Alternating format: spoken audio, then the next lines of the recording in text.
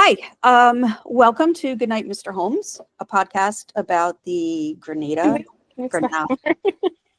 Instead of hi, welcome to. Can we just do hi, welcome to? Okay, I'll start over. Okay. Hi, welcome to Goodnight, Mr. Holmes, a podcast about the Granada Tomato. Sherlock Holmes, which ran on ITV in the UK between 1984 and 1994, and ran on Masterpiece Mystery in the US on PBS around the same time. I am Laura, and I'm Rachel. And why don't we talk about what got us into Sherlock Holmes? I got into Sherlock Holmes from my grandparents. They had a volume of his stories with some of the original illustrations on their shelves, and I used to spend a few weeks with them in the summer. They lived in a retirement community, so there wasn't a whole lot for a 9, 10, 11-year-old kid to do. So I read a lot of Sherlock Holmes. How about you? How did you get it? As you know, you got me to it. And I think, what happened is the BBC Sherlock came out and you were like, oh, these guys, they did Jekyll and Hyde. That was so good. You have to see this. And of course, there was a lot of time in between when the episodes aired, when the seasons aired. And so I started doing deep dives and read everything, watched everything, read everything else. And I think we're kind of on an, even feel at this point. Because I crammed and you learned over time. Yes. So we're going to start this with the first episode in the Granada series. Granada. Granada. Okay, Granada. let's go with Granada. Okay. A Scandal in Bohemia, which I thought that was an interesting one to start with. They didn't start chronologically. Yeah, the first one published was A Study in Scarlet. Yep. Which it's in two parts. There's the investigation part, and then there's this the Mormons long backstory about Mormon settlements in Utah, and you're just like, why am I reading this? Right. Exactly. So because I he's being paid by the word. Yes. So I think starting with The Scandal in Bohemia was a smart move. And it also introduces the woman right away. Yes. And kind of then takes her off the chessboard. But yeah, essentially the episode opens with what looks like a burglary. And then here comes Irene Adler down the stairs. And she confronts them with the tiniest gun I have ever seen, extremely ladylike. And she's just like flipping this gun around very threateningly, and they're afraid and they run away. Well, they're sort of backing towards the window, like, yeah, you're not gonna shoot us, we think. Bye. And then Watson's narration starts, and he calls her Irene Adler. So that's how we come to know her, as Irene. Irene, which is not how I've always thought the British pronounce Irene. Oh, Irene's Irene. Well, they pronounce it Irene, right? Oh, do they? Yeah, I think so. Okay. And then there's the opening, and then we have Mrs. Hudson, who is fussing over Watson because he's coming into 221B, soaking wet, and mentioning that all the rain that he's been in won't be good for that old wound of yours. The wound, wherever it is. Yes, wherever it happens to be. His practice had taken him to Scotland or to the countryside or wherever he was. I probably made up Scotland. But he had been gone for about a week, so he's nervous about coming home because Holmes is always moody when he's away. Like Holmes needs a full-time babysitter or something. Exactly. And this Watson is David Burke. Mhm. And I know he's not your favorite. I don't have any opinion about him. Yeah, I don't have a problem with him. He's very good. I just think that Brett had better chemistry Hardwick. with Hardwick. Yeah. Yeah.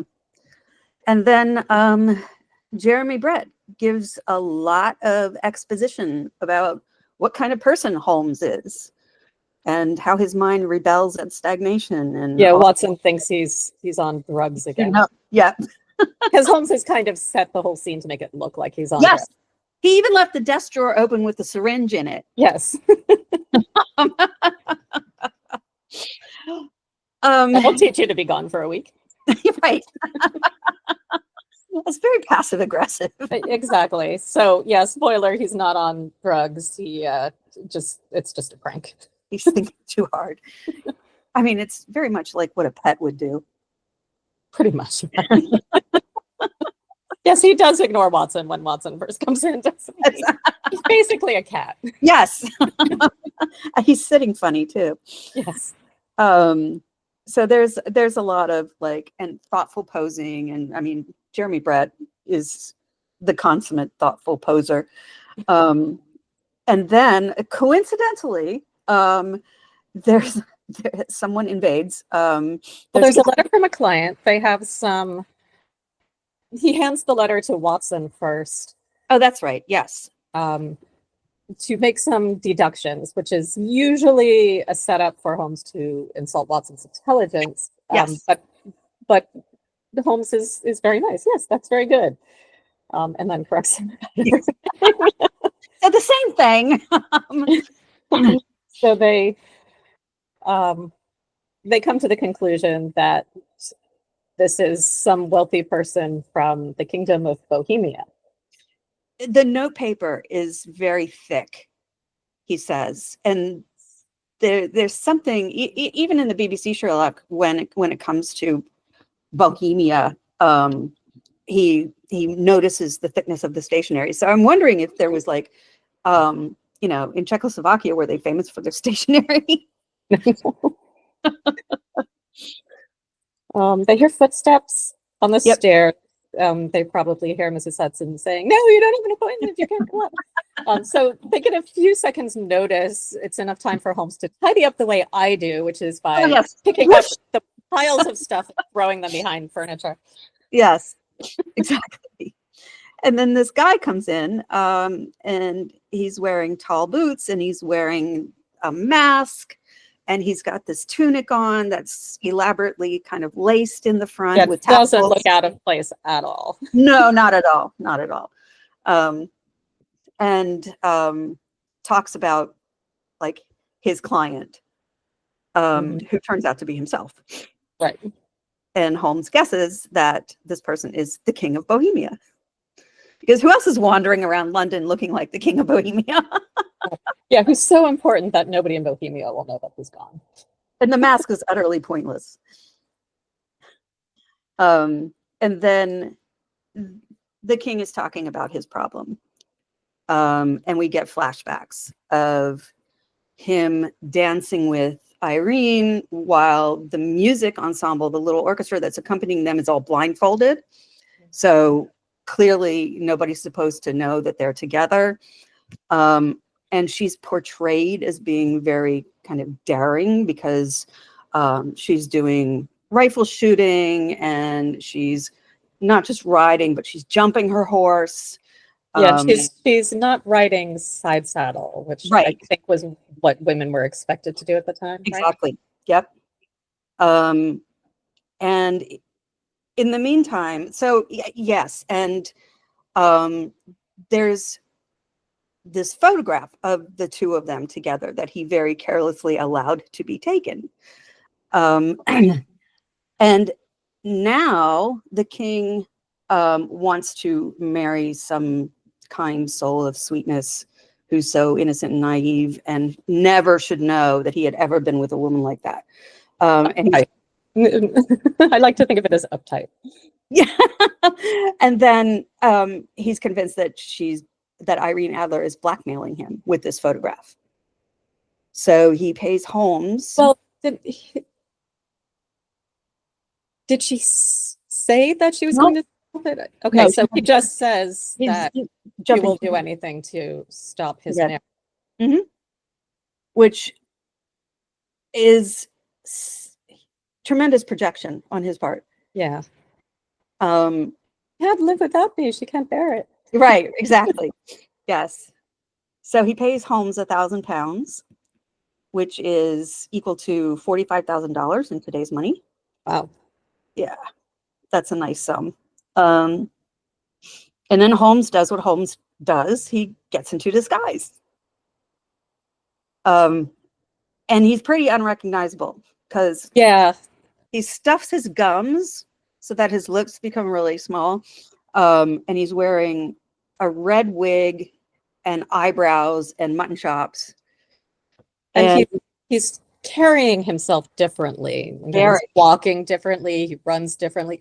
Does a fantastic job with this. it's incredible. Yeah. Yeah. And he starts hanging out in front of her house. So according to the annotated Sherlock Holmes that I have, her house is in St. John's Wood, which was a section of London, which at the time of the story was where notable men stashed their mistresses, including Edward VII. Wow. So it's upscale, Mm-hmm. but it's nevertheless, it's got a tinge of ill repute. Yeah, it's not polite society. I wonder if she chose that because she's living alone and it wouldn't raise eyebrows. Yeah, probably. Yeah. So over the course of the next few scenes, we see Irene singing, which she's noted for. She's an opera singer. Voice of an angel, according to Holmes, who looks enchanted when he hears her. And opera singers were also, like actresses, not respectable careers for women. Yeah, they were also generally considered to be like courtesans. Yep. Courtesans or courtesan adjacent. Yeah. And then her lawyer arrives. And then her lawyer departs quickly while yelling at his driver to hurry. And then Irene comes out of her house. And then they all race to the church, a church. Yeah, Holmes sees them leaving and hops into a cab that coincidentally happened to be hovering nearby. And we'll transport this like ruffian looking tramp. Well, I think he said, I don't know if he said it in the series or if it's just in the story, that he hopped in before the guy had a chance to, oh, yes. He did say kick him out. Yeah, he said that in the show. Sure. So Holmes is pretending to be a tramp at prayer in a pew, and he's conscripted into being a witness to what appears to be a wedding. If it's not done by noon, then it won't be legal. Mm-hmm. Yeah, and in fact, all marriages had to be done in London at that time before noon. I don't know why. It's a church. I was just going to ask. I don't think it's the case anymore. And so he does that. And then we're back at 221B. Gave him a sovereign for Yes. For acting as a witness. He's like, Yes. I will wear it on my watch chain. She gave it to, she made a point of giving it to him personally, not the man. Yep. So back in 221B, Holmes is challenging Watson into helping him, kind of goading him a little bit. You know, this could be dangerous and you don't mind breaking the law. And Watson's like, fuck the law. Right. Yes, I can do this. And they go to her house. And there's a fight. Holmes is now dressed as an elderly vicar. Yes, I was, yes. But on the way there, Watson asks how Holmes is going to find the photo. And Holmes says, well, I'm not going to look. I'm going to let her show me. Yeah. And Watson just looks at him like, okay. So does Holmes start the fight? No. What happened was, and this is obviously, the whole thing's obviously a setup. There's a group of people just kind of milling about in front of her home. Yeah. She rolls up in the carriage her driver gets pulled off by a couple of guys. One of the people in the mob opens her carriage door and tries to help her out, and then another guy comes over and tries to help her out, and they get into a fight, and that's all right. Yeah, who gets the privilege of escorting her to her door? right, presumably in exchange for a tip. Yes. Assuming that she was probably thinking that they would do something far worse to her since her coachman was dragged off. Yes. Yes. And then Holmes is dressed as this sort of weedy looking vicar. Very different from the tramp. Yeah, he does seem taller and thinner. Yes, exactly. And he gets walloped. He gets himself walloped. Yeah, any little cut on his forehead. It's on purpose so that right. Irene's crew takes him into her house. Mm-hmm. And he lays down on the sofa, and he comes to and pretends that it's just all too gruesome for her to look at. Yeah, all this blood, women being famously unacquainted with blood. Yes. And he wraps a bandage around his head and looks a little bit like Scrooge in his nightcap. He does. And at that point, if that wasn't chaos enough, Watson throws a smoke bomb through the window. Fire! See all the smoke. Yes, and Holmes starts shrieking. And in fear of the fire, Irene starts to protect the photograph, which is hidden by her fireplace, above her fireplace, in a safe. Yeah, this little compartment, Mm-hmm. the button or something. It was just smoke, and it was very localized. It was behind this screen in front of the window. I guess because she didn't want to look at the viewer or something. I don't know that my first reaction would have been to run to the photo. My first reaction would have been to grab something to smother the fire with. Like, it's clearly not that bad yet. Right. Yes. And in fact, Holmes says, "Oh, it's just one of my parishioners is a plumber, and this is, what they use to smoke out the pipes."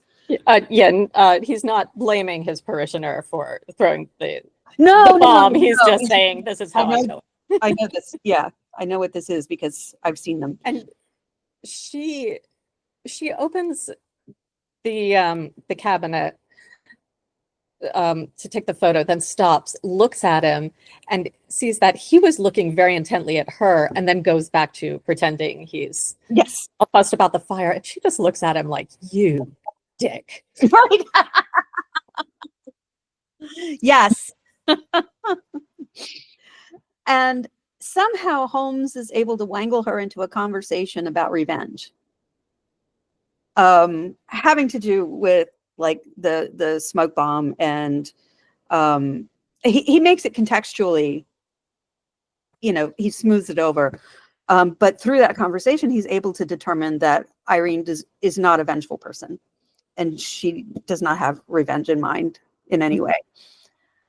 And then he and Watson, Watson charges in saying, "I'm a doctor. I'll take care of him," as he's wont to do. And they go back to 221B. Mm.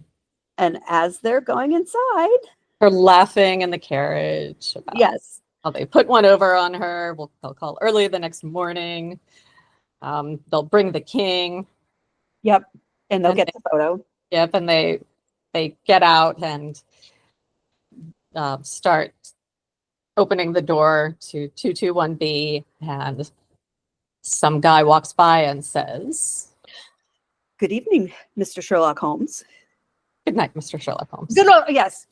Good night, Mr. Sherlock Holmes. Which is how we got the name of the podcast. Yes. So the next day, the king and Watson and Holmes all go back to Irene's house. She's gone. She's not there. The maid, do they rush the maid to get in or she doesn't let them in. Yeah, they do. Oh, speaking of rushing, obviously it was Irene who was wearing male clothing and saying, "Good night, Mr. Holmes." Yes.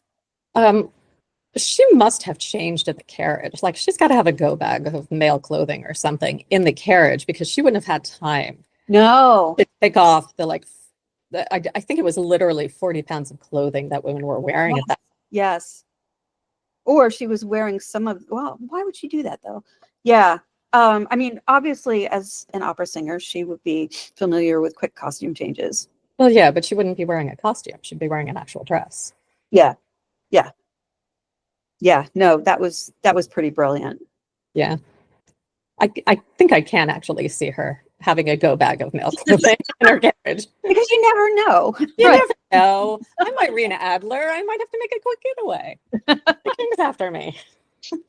So they get to the house, and Holmes is very confident that he's going to get the photo. But when he goes to the compartment, he finds that the photo's been swapped out for one of just Irene.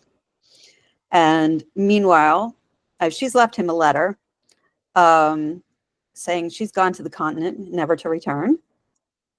And she tells him it was, that it was her who greeted him, and she knew all about what he was going to do. And she pretty much hates the king now. Mm-hmm. Probably partly because he would have thought so little of her. Yeah. And then she's shown with her new husband on this ship, throwing the photograph of her and the king into the sea. Yeah, there's a line that Holmes starts to read and then stops and hands it to the king to read. And so the king reads it aloud. The king has no need to fear from one whom he has cruelly wronged. So this is Holmes finding out that he's actually been working for the bad guy in this particular story. Exactly. And then the king, like a doofus, says, "What a pity she was not on my level." And Holmes agrees with that. Yes, I know. She's clearly not your level. Yes, no, that was a really good moment. And then Holmes keeps the photograph, and presumably the £1,000 and the sovereign that he puts on his watch chain. And as far as he's concerned, she's the apotheosis of all women because she outsmarted him and took the photo that he was supposed to get. And it ends with him posing thoughtfully beside the fire, as Jeremy Brett is wont to do. And Watson refers to her as Irene Adler, of questionable and dubious memory. Yes. And clearly that's code for had sex before marriage. Yes. Yes. Yes. Which Watson would disapprove of. Absolutely. Yeah. But Holmes wouldn't give it a second thought. Yes, and to Holmes, she is the woman, as in the only one, because she beat him. One against which all other women are measured. And found wanting is the implication. Yeah, most of them. Yes. I mean, he does like quite a few of his later clients. Yes. The Copper Beeches, Yeah, that was an interesting one. There's an exchange with Watson, and obviously we'll get to Copper Beeches and we'll talk about this more, but there's an exchange with Watson where Watson criticizes him for his handling of Violet, his female client. And Watson, apparently what Watson was objecting to was just Holmes making sure that she would be ready and able to do the things that he needed her to do. And she agreed to all of it. And Watson, I forget the phrase he uses, but essentially calls him a misogynist. When looking at it from a 2025 now lens, he's treating her like we would want to be treated. Yeah. Yeah. by somebody we had hired to help us with the problem. He's treating her with respect. Hmm. And it As struck opposed me as, to her. it struck me as strange that, that he would be called a misogynist for that. But in the Victorians thought of women as like overgrown children. Exactly. If you're not patronizing them, you're treating them wrong. Exactly. That's when you get accused of misogyny by Right. a patriarchal culture. It's it's almost gaslighting. It is, actually. I wouldn't say it's even almost. It is flat out. Yeah, and that's a lovely thing about Holmes. And I mean, Lessons for our time. it's so interesting because Arthur Conan Doyle was more Watson than Mhm. Holmes, and that he could, you know, engage in that kind of like pull and push. Um, that's pretty great for him. Yeah. There at the time there was this whole genre coming up of the new woman, Yes, that's um, true. the Yes. start of first wave feminism Yep. that would lead to eventually to the suffragette movement and the rational dress movement, i.e., you really shouldn't have to wear 40 pounds of clothing. Women were, they fall into water and they drown because all Yes, because they get layer. weighed down. Yeah. Um, yeah, I mean that was when split skirts came in because oh look, women can ride bicycles. Yes. When BBC Sherlock did that Victorian one, where they lifted a lot from the Granada series in terms of the look and feel. Mhm. Amanda Abington as Mary is wearing split skirts Oh, I don't remember that. in one scene. Yeah, when they get to the church and the secret society, she looks like she's been bicycling. She's got these tweeds on and this big voluminous tweed. Well, they're gauchos essentially. Um, I don't yeah, remember. It's been a while since I've seen that, though. oh, I rewatch endlessly. All right, so Irene Adler, adventurous, opera singer. Um, to this day, more benighted society still uses the word adventurous as a slur. Yeah, you were telling me Meghan Markle has Yes, been really adventurous. yes, yes. In a sort of spiteful, spitty way. Hissing. There's a biographer who really loathes her and has called her an adventuress and basically what that means is some not someone having adventures but someone who is having sex to get ahead. Hmm. um yeah, and that's just appalling. But back in the day when Irene Adler was labeled an adventuress, it could have equally meant one of two things.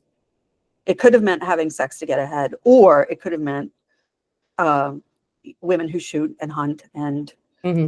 do daring things. Yeah, which was a thing women were starting to do at that time. Mm-hmm. Yep. And not that women haven't always done those things, but More of them. It more was, publicly and in larger numbers than before. and in polite society. I mean, don't forget, society was very stratified, Yeah, yes.